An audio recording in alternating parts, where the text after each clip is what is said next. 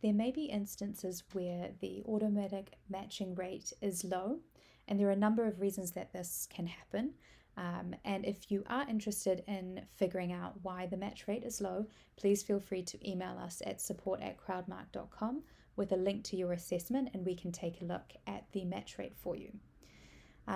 In some cases, the match rate may be low because of the student's handwriting, or they might have written information on the cover page that doesn't match what you have in the course roster.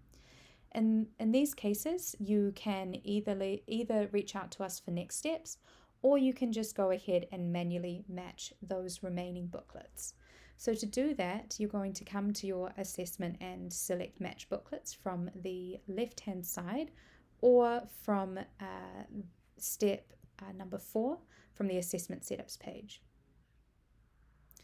Once you do that, you will be navigated to your matching booklets overview page. So you'll see the progress, how far through the automatic matching, how many booklets have been automatically matched, manually matched, and how many remain unmatched. And you can select manual match booklets here to match the booklets to students. So you'll be dropped on their cover page here. You'll read the information that was written on the front page. And as you start typing, it will come up with the student who the booklet will be matched to. So we've actually landed on a matched booklet page. If we select next unmatched, you'll see here that we need to match Amelia to her booklet.